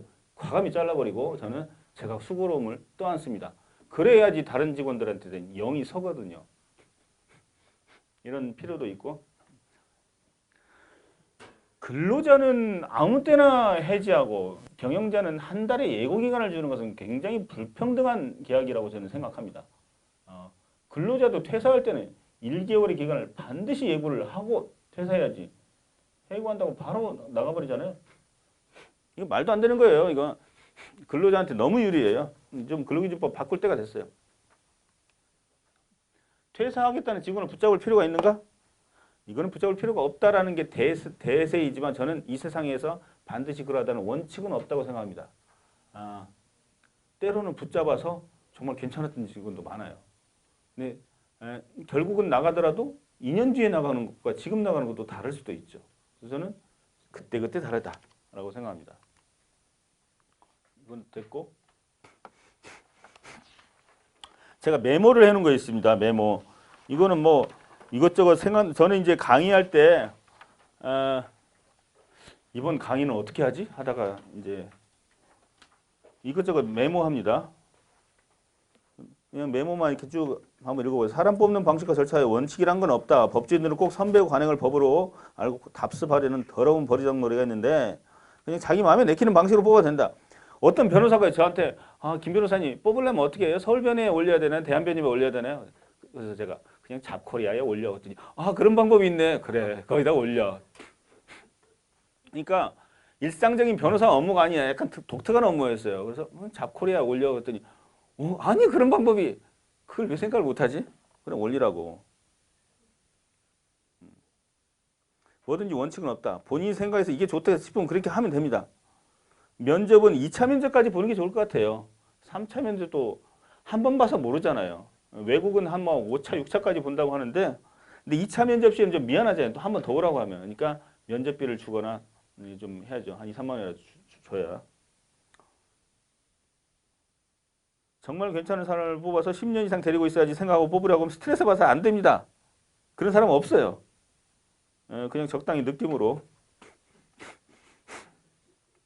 자꾸 보다 보니까 느낌이 오더라고요. 반말을 하면 좀 그렇죠. 존댓말과 반말을 적절히 섞는 게 제일 좋은 것 같아요. 제가 보기에는. 기분 나쁘게 섞지 말고 기분 좋게 섞어야죠. 성실하고 똑똑하고 유능한 직원을 뽑고 싶은데 월급은 업계 평균을 고맙게 받는 직원. 이런 사람이 어디 있습니까? 업계 평균의 월급을 받으면 일도 평균으로 할 것이고 정말로 유능한 직원은요. 달라는 대로 줘버려요. 얼마를 받고 싶어? 250 주대 300만 원 이상 해. 근데 당신이 250만 원 딴 데 가면 200을 받는데 나는 250을 과감히 주는 나 같은 사람을 찾기가 어려울 것이야. 그러니까 당신의 진가를 알아보는 사람은 없잖아. 어떤 직원은 그런데요. 내가 250 받는 건 당연하지. 난 신참이지만 250 받아. 왜냐? 난 그럴만 하기 때문에 당연해. 라고 생각하는 사람이 있는데 그 당연한 걸 당연하게 알아보는 사람이 대단한 거예요. 그 당연한 게 아니에요. 나나 되니까 널 알아보지. 그러니까 300만 원어치 해. 빨리. 이렇게 하면 합니다. 저것도 하겠는데. 유능한 직원은 사장이 미리 월급을 올려줘야 돼요. 저희 사무장님은 한 번도 저한테 월급 올렸다는 말을 한 적이 없어요. 단 한 번도. 언제나 제가 먼저 올려줬어요. 언제나. 근데 이제 사람은 두 가지 종류가 있죠. 뭔가를 올려주면 내가 이만큼 주면 이만큼 보답하는 사람이 있는데 이만큼 주면 계속 받아먹기만 하는 사람이 있죠. 꼭 있어요. 받아먹기만 하는 사람이 사실 대부분이에요. 이만큼 주면 감사합니다 하고 이렇게 주는 사람이 있고 그럼 나도 또 이만큼을 주고 서로 겹치기로 해야 되는데 이만큼 주면 네 감사합니다. 조금 먹고 조금 계속 섭섭하게 하는 사람이 있죠. 결국 잘라야죠. 매출이 많아져서 직원을 뽑는 게 아니라 직원을 뽑아야 매출이 많아지죠. 그렇죠. 뽑았는데 매출이 안 많다? 그러면 나가달라고 하면 돼요. 직원의 성장을 도와야 된다. 너무 많이 도와서 자립적이 돼버리면 따로 차리잖아요. 그러면 안 되지. 경제대로 돌변한다. 네, 나가는 건 어쩔 수 없어요. 나가더라도 나간 이후에 나를 좀먹지만 않으면 돼요. 있을 동안만 서로 도움이 되면 된다. 직원의 성장을 돕지 않으면 근무 보람이 없죠. 월급마저 고만고만하다면 더 이상 있을 이유가 없다. 퇴사하죠. 당연히. 직원의 성장을 돕고 월급을 더 준다. 그러면 근데 이 사람이 고용 변호사를 열심히 잘 챙겨줬더니 나갔어. 그래서 나하고 동일한 업종을 막 해. 그러면 스트레스 받죠? 그러면 네가 내 업종을 갉아먹는 것보다 내가 더 빨리 성장해야지. 삼성전자는 아마 그러지 않겠어요? 핸드폰을 만들었어요. 그러면 막 딴 데서 막 다 베낄 거 아니에요. 막 분석을 해가지고. 니네 따라와. 따라올 줄 알고 있었는데. 그 대신 나는 이런 것도 있지롱 하고 더 빨리 나가잖아요. 세 개의 연구개발을 해서 하나를 출시하면 하나를 막 따라오죠. 그러면 던져주고 하나 또 하고 또 하고 또 하고 계속 연구개발을 하죠. 그럴 수밖에 없어요. 그게 이제 그것만이 답이에요. 고용주가 더 빨리 성장해야 된다. 왕언니 왕오빠의 출현을 막아야 된다. 직원의 잦은 입사와 퇴사. 처음에 경영자가 되다 보다 보면은 이게 뭐 이것 때문에 스트레스 받아. 이거 3, 4년 하다가 아 이거 안 되겠다. 다시 찌그러는 사람. 그래서 키워준다. 잘하면 확실히 북돋아 준다. 오갈 데가 없는 사람이 간절한 꿈이 있는 사람이 이 사람한테 잘해주면 돼요. 너무 이거 뭐 가진 게 많은 사람들은 간절하지 않아서 열심히 안 하더라고요. 사무장과 여직원 또는 뭐 최말단 직원 그리고 변호사 이게 사무실의 3대 축이고 다 중요합니다. 다 중요. 피라미드 조직 중간 이하의 그들만의 리그전을 잘 살펴야 된다. 나름 심각해요. 자기들끼리 막 그냥 스트레스 굉장히 많습니다. 이거 맨 꼭대기 있는 사람은 아이고 뭐 도토리 키재기라고 하지만 도토리들로서는 그 키가 얼마나 중요한데요, 그게. 예, 월급쟁이도 120 받느냐 130 받느냐가 무지무지하게 중요해요. 저 어떤 변호사가 아니 그렇게 10만 원 가지고 왜 그러지?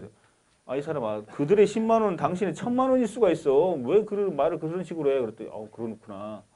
그리고 특히 저는 월급장인 생활을 6년을 해봤습니다만 아무런 그 피고용자 근로자 생활을 안 해보고 그냥 사법시험이나 로스쿨을 나와서 곧바로 경영자가 된 사람들은 그 사람들의 심정을 이해를 못해요. 그래서 굉장히 피곤해합니다. 밑에 사람들이. 피곤해하고 그 사람은 또 당황해하죠. 아니 이걸 왜 못하지? 아니 이런 거 이렇게 딱 인터넷 딱딱 뒤져가지고 하면 될 걸. 그건 너니까 되는 거지. 그거 하느라고 10년 이상 연구 노력을 했잖아.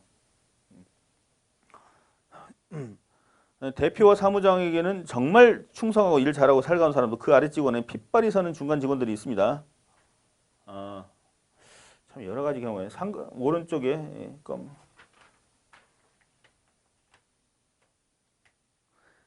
직원 책상의 크기를 저는 굉장히 넓게 해줍니다. 160cm 이상과 180cm로 해줘야 됩니다. 모니터도 듀얼로. 듀얼 하는데 요새 얼마네요? 한 20만 원, 16만 원이면 하나 더 사요. 이거 하나면 하나 더 있으면 얼마나 상호 능률이 오르는데요. 무지하게 오릅니다.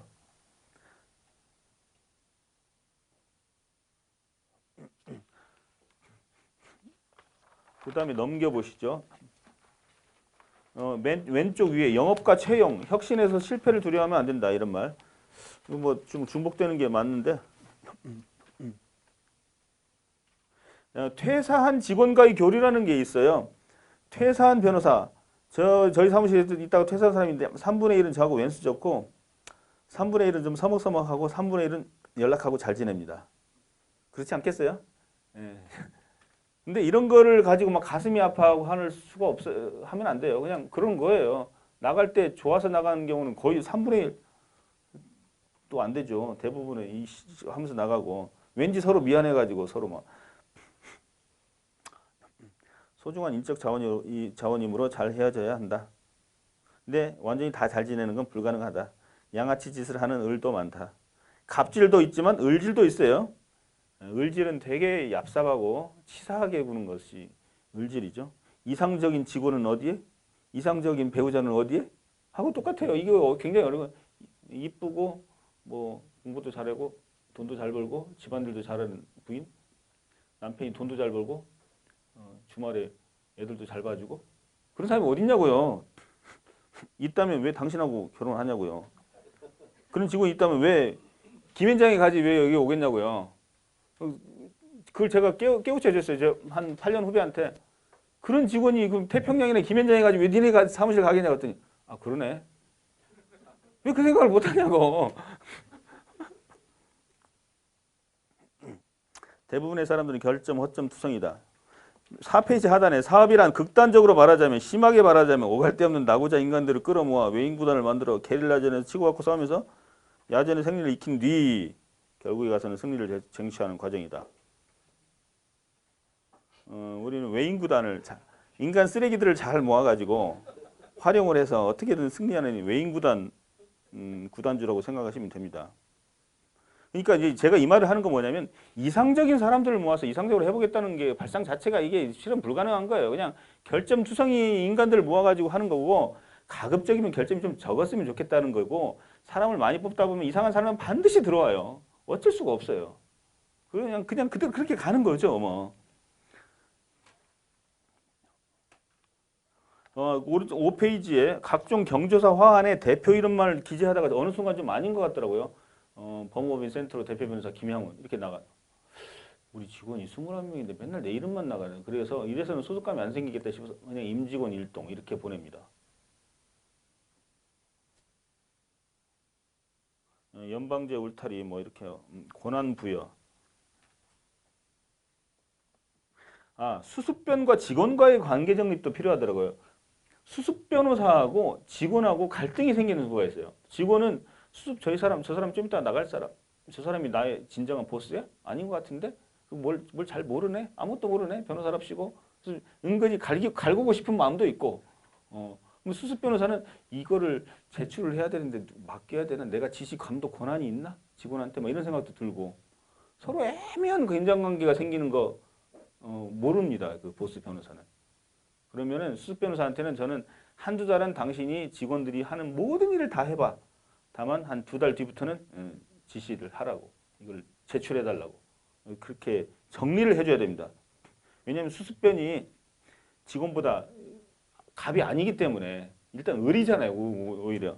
그런 것도 정리를 해줘야 됩니다. 그 다음에 넘겨보시면 6페이지 중간 관리자도 좀 육성을 해야 되죠. 모든 걸 다 보스 변호사가 다 할 수는 없고 신입변에게도 한 명의 초임급여 책정과 세금으로 얼마가 나가는지 사무실 운영이 어떻게 되는지 현재 사무실 재정과 향후 예상되는 수입과 뭐 이런 걸 좀 알려줘야 우리 사장이 다 먹는 건 아니구나. 저 사람도 나름대로 힘들구나. 사장은 근로자의 마음을 헤아려야 되고 근로자는 사장의 마음을 헤아려야죠. 남편은 부인의 마음을 부인은 남편의 마음을 서로 헤아려야지. 나의 마음을 제발 알아줘. 어떻게 내 마음을 그렇게 몰라줘? 라고 하죠. 너는 그 사람 마음 알 생각했냐? 그리고 사업하다 보면 항상 그러잖아요. 내 마음 같은 사람이 없어. 라는 말 많이 하죠. 그 말 되게 웃기는 말이에요. 그러면 너는 남의 마음을 알아볼 생각했어? 내 마음을 알아달라는 얘기잖아요. 내 마음 같은 사람이 없어. 그럼 너는 그 남의 마음을 헤아려 봤냐고. 나에 맞추라는 그거잖아요.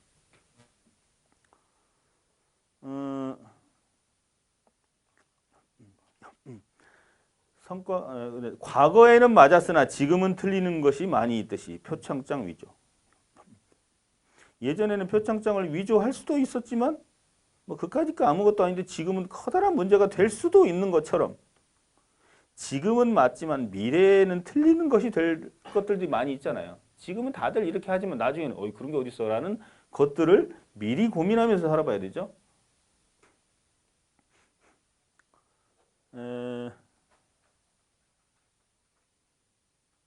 그 다음에요. 그 6페이지 아래에서 네 번째 회사의 비전과 사장 개인의 비전이 있죠. 회사라는 비전과 사장 개인의 비전은 많이 중첩됩니다. 한 싱크로율 90%. 그런데 임원의 비전과 회사의 비전은 싱크로율이 상당히 내려갑니다. 한 50%. 직원은 회사 잘 되는 게 나하고 뭔 상관이야. 나 월급 조금 오르겠지 뭐. 큰 상관이 없어요. 그러니까 직원들한테 회사의 비전이 이건데 이거에 맞추라고. 너 같으면 맞추겠냐고. 안 맞추죠.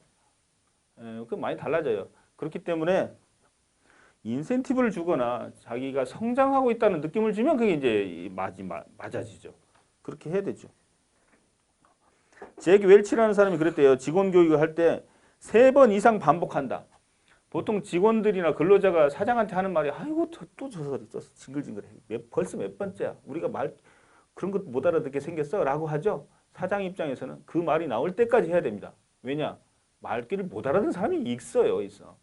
5번 해도 못 알아듣는 사람이 있어요.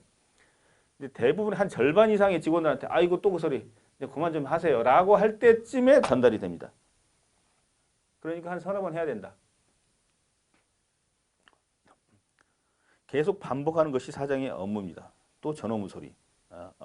그러면 이제 좀 전달이 됐겠군.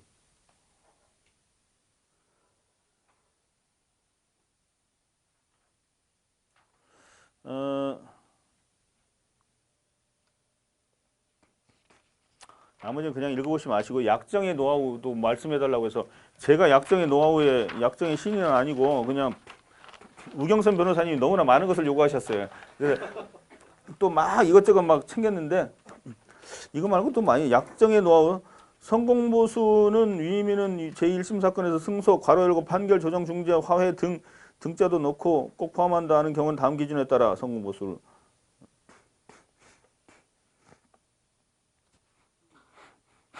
이건 이혼 사건이니까 뭐 재산분할 위자료 뭐 다 하고 괄호 동그라미 3번은 보세요.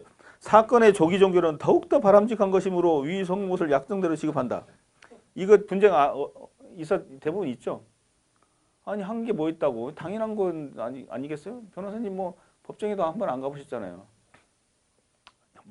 이거 넣어야 됩니다. 이거 진짜 그리고 제일 좋은 방법은 사건이 제1회 변론기일이 열리기 전에 해결되면은 성공보수 비율은 1% 감액. 1회 기일 이후에 곧바로 해결되면 0.5% 감액. 이러면 더욱더 확실하지 않겠습니까? 그죠? 감액하는 걸 아까워하지 마세요. 그래도 1% 감액해서 나머지 준다라는 의사가 너무 분명해지잖아요. 이걸 보고 판사가 야 이건 아니잖아 라고 할 판사가 있나요? 아 감액까지 탁탁탁탁 합리적으로 해놓은 거잖아요. 변론 없이 돼버리면 1% 감액하세요. 그게 제일 좋은 것 같아요. 그리고 저 8페이지 맨 밑에 하단에 박스 처리 위임인은 약정서 일명과 이해되기 전체 및 특히 3조 착수금 비용 부담 뭐 자세히 설명 듣고 충분히 이해했으면 각 조항에 모두 동의함. 우리 은행에서 이거 설명 안 해본 사람이 있습니까? 잘 설명 들었음. 설명 들었나? 안 들은 것 같은데 그래도 막 쓰잖아요. 자필로 쓰라고. 이렇게 해야 됩니다. 저 위에 7조에 성공으로 보는 경우 상급심에서 같은 결과가 나온 경우 이게 있잖아요. 1심에서 승소를 해서 성공보수가 달성이 될 것 같은데 항소가 돼가지고 계속 분쟁이 있어. 근데 항소심에 내가 예를 들어 승소를 했는데 1억 승소를 했는데 항소심에 갔어. 그래서 항소심에서 7천만 원 승소로 감액이 됐어. 근데 다른 변호사가 맡은 경우 있죠. 그 정도는 내가 이미 기여를 해놓은 건데 항소심에서 다른 변호사는 그걸 약간 덧붙여서 붙이기 작전만 했을 뿐인데 그럼 나는 뭐지? 그 성공보수 누가 받지? 2심이 받나? 1심이 받아? 물론 신급별로 성공보수 약정하는 사람도 있긴 있어요. 아직 돈이 들어오지도 않았는데 그 가능성만으로 책정하는 경우도 있지만 요새 많이 줄어들고 있잖아요. 현찰이 들어와야지 의뢰인은 돈을 내고 싶어 하잖아요. 근데 현찰이 아직 안 들어오고 항소심에 가서 내가 1억 승소했는데 7천만 원 승소로 깎인 경우 그 7천은 내가 1심에서 이루어놓은 것이 유지됐고 더군다나 2심 변호사는 병신같이 3천만 원을 깎였잖아요. 내가 했으면 1억 그대로 유지했을 텐데 그때 7천에 대한 것이라도 챙겨야 될 것 아닙니까? 그걸 저는 이렇게 표현을 해놨어요. 상고심에서 같은 결과가 나온 경우. 그리고 되게 고지가 눈앞에 보이면 변호사를 해임하고 자기가 스스로 해서 스스로 합의하든가 스스로 성공을 하잖아요. 그게 중도 해지기 후 같은 결과가 나온 경우 상당한 노력을 투입한 후 정당한 사유 없이 유임계약을 해지하고 뭐뭐뭐뭐 한 경우 이때도 받는 걸로. 당연한 거 너무나 당연한 거죠. 이거를 안 지키는 대한민국 사람들이 얼마나 많은지 여러분들 몸소 겪었을 것입니다. 인간은 다 그렇지만 대한민국은 특히 그 비율이 높은 것 같아요. 관할에 대한 합의, 특약사항. 그리고 이혼 사건은 좀 사건 수임 후 1년이 초과된 경우는 좀 한 100만 원 더 받았으면 좋겠어요.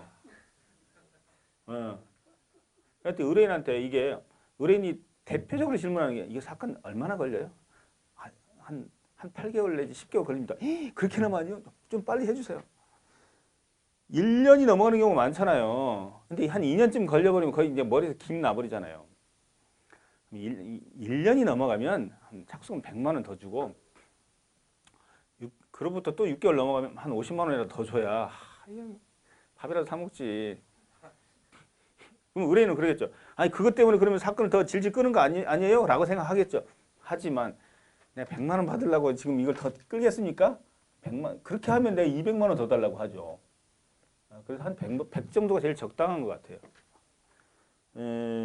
이런 거를 제가 왜 알려드리냐면 저 혼자 이런 걸 시행하면 CR이 안 먹혀요.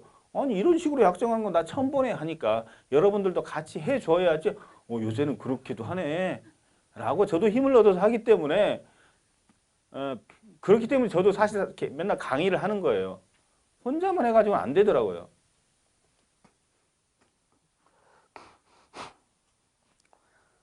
그리고 특약사항 특약을 잘 이용해야 되겠더라고요. 수도권을 초과한 지역인 경우는 뭐라고 했던 말 이거 뭐 이상 오타가 났네. 출정이 5회 초과하는 경우는 그러면 한 번 출정할 때마다 한 50만 원 주라. 한 출정이 우리 한 서너 번이면 다 끝나잖아요. 근데 한 6번씩 가면 이제 또 돌잖아요. 이제 막 그리고 가가지고 막 속행하고 그냥 와버리면 진짜 속행이 분명히 예상되는데 그냥 또 직접 또 출정 나가고 복대리 못하고 막 그러면. 그다음에 특약상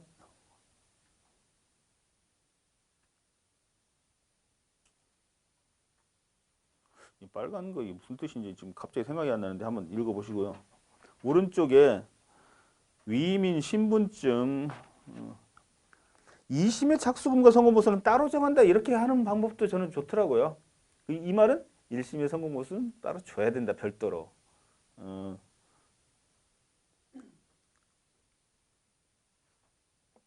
그 다음에 9페이지 그 위임인 보면 주식회사 대표자나 이런 헐렁한 단체인 경우는 위임인의 연대 채무자로 그 개인을 좀 넣어야 될 것 같아요. 그리고 저희 사무장님이 별지를 잘 활용하더라고요. 굉장히 승소 가능성이 낮거나 굉장히 까탈스럽고 애매한 거 있어요. 그런 거 나중에 하다가 패소하면 의뢰인들이 그러잖아요. 당신이 된다라고 해서 했잖아. 사기쳐가지고 막 삭송 받아먹고. 아니 저희가 충분히 설명드렸잖아요. 이러쿵저러쿵. 그래서 상담을 했을 때 굉장히 어려운 사건은 이러저러해서 이렇게 상당히 가능성이 낮음에도 불구하고 반드시 뭐뭐뭐 시도해보는 차원에서 하는 것이며 이러한 점을 충분히 설명하였음. 그럼에도 불구하고 소송을 진행하는 것이면서 한 5줄을 넣더라고요. 별지에다 첨부해가지고 간인을. 오, 이게 대단히 정말 좋은 아이디어인데? 바로 그 타이핑을 쳐가지고. 저는 상담할 때 한 2명 정도 들어가서 상담실에 혼자 남겨두면 좀 불안하잖아요. 그래서 한 명은 계속 대화를 하고 한 명은 옆에서 약정서를 쓰고 그렇습니다. 그렇게 해서 이 사건은 이러저 뭐뭐에 대해서 설명하였음. 뭐 쭉쭉쭉 한 4-5가지 쓰는 게 좋은 것 같아요. 변론 없이 합의로 종결되는 경우 소송 보수, 선고 보수를 1% 감액한다. 이게 정말 좋은 아이디어인 것 같아요. 예, 제가 오늘 강의가 뭐 조금 여러분과 사정이 다를 수도 있지만 그래도 어느 정도 좀 도움이 되는 것은 있었을 것이라고 생각합니다. 저 책 다 팔고 가야 되는데 큰일 났네. 자, 오늘 강의 들어주셔서 감사합니다. 예.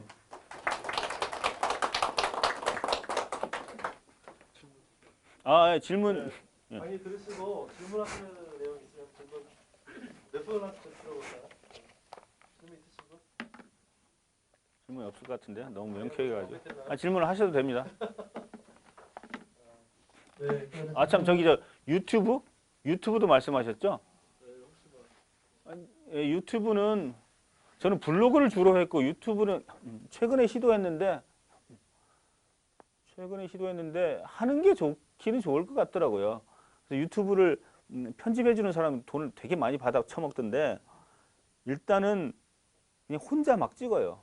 저도 막 혼자 찍고 해서 계속 그 시행착오를 겪는데 하다 보니까 늘더라고요. 결국은 그것도. 하다 보니까 이 뒷 배경이 왜 이렇게 생겼지? 이것도 무슨 뭐 천막 같은 걸 치는 게 있고 또 주제에 따라서 저는 재개발은 이런 색깔, 재건축은 또 이런 색깔, 이혼은 무슨 색깔로 이게 배경을 달리하면 나중에 유튜브 볼 때 탁탁탁탁 골라낼 수도 있고 하다 보면 늘고 원고를 갖다 놓고 읽는 것이 또 좋기도 한데 때로는 내 머릿속에 있으면은 그냥 하는 게 좋기도 하고 원고 쓰는데 시간이 많이 걸리니까 직원이나 이렇게 변호사는 몇 명을 두고 오늘 할 유튜브에 대해서 그냥 막 이렇게 얘기를 해요. 한 10분, 15분 정도. 얘기를 하다가 오케이. 그러면 이 중에서 몇 가지를 꼭 해야 되겠구나. 몇 단어는 꼭 나와야 되겠구나. 하고 그냥 찍어요. 찍다 보면 뭐 기침도 나오고 잘못하는 거 있고 하면은 뭐든지 늘더라고요. 실수를 하면 막 기침 막 하고 한 2, 3주 쉬었다가 나가면 잘라내기가 쉽잖아요. 그렇게 해서 유튜브 하고 유튜브를 찍고 나면은 이거 너무 쪽팔려서 못 올리겠다. 다시 찍어야 되겠다는 생각이 강하게 드는데 그냥 올리세요. 다시 그러면 절대 못 올려요. 못 올려. 그냥 올려. 무슨 범죄거나 누구 명예훼손한 거 아니면 쪽팔리는 건 당연한 거예요. 누구나 다 쪽팔려. 그냥 올려요. 뻔뻔하게 올리세요. 그냥 올리다 보면 누가 그러더라고. 유튜브나 이런 거 아무리 안 보는 것 같아도 누군가는 본대요. 누군가. 그 누군가가 보기 때문에 유튜브 한 5-6개 올리다 보면 한 10개를 올려도 아이고 필요 없네. 이거 올려봐도 성과도 없네. 아이, 괜히 했어. 라고 생각하면 바로 그때 해야 됩니다. 계속 해야 된대요. 모든 운동도 마찬가지잖아요. 어학도 그렇고 해도 안 될 때 어느 순간이 있잖아요. 그때 해야 된다는 거죠. 하다 보면 누군가는 보고 누군가는 보는 얘 왜 안 올라오지 이렇게 본다는 거죠. 올리면은 언젠가는 온다. 저도 한 3년 전에 한번 찍어놨던 게 아직도 오더라고요. 그게 물론 띄엄띄엄 한 3달에 한 번은 오기도 하는데 이게 누군가는 보는구나. 뭐 이런 걸 다 보지 싶은 분들도 있어요. 그러니까 근데 또 지나치게 시간 낭비하면 안 되는데 자기가 잘 아는 분야를 한 일주일에 2개는 꼭 한다라는 생각을 해서 시간을 30분 이내에 무조건 소화를 해버립니다. 30분 이내에 모든 걸 다 끝내는 거죠. 근데 유튜브는 10분 이내로 찍는 게 좋은 것 같아요. 10분 이내. 10분을 넘어가면 안 보잖아요. 그래서 직원들은 내가 나불나불 하고 있는데 5분 경과 이게 보여줘야 되죠. 5분 경과, 7분 경과 딱 보고 이렇게 감 잡고 7분이라는 시간은요 정말로 빨리 지나가기 때문에 바로바로 뱉어야 돼요. 그냥 3분 내에 모든 걸 끝내야 된다고 생각하고 막 뱉은 다음에 시간이 남네 그럼 조금 더 이렇게 생각하면 한 7, 8분 가죠. 그렇게 하는 게 좋은 것 같아요. 그래서 뭐 저도 유튜브는 많이 안 했는데 보는 인간들이 있어요. 그래서 그걸 보면은 사람들이 이거 되게 친하게 생각해요. 저를 많이 봤대요. 근데 나는 못 봤는데 마치 연예인처럼 변호사님 얼굴 많이 봤습니다. 그런 게 있더라고요. 예, 그렇습니다. 네, 질문 없으시죠? 네, 저도 올해 19년차 개업 변호사인데 이 강의를 좀 일찍 들었더라면 참 좋았겠다는 생각이 들었습니다. 그리고 오늘 저는 강의 들으면서 그 범생에서 또라이로 옮겨야 되겠구나라는 생각을 하게 되었고요. 이 열정적으로 강의해 주신 우리 강사님에게 박수 한번 드릴까요? 네, 감사합니다. 감사합니다. 이후에 시간이 그 많이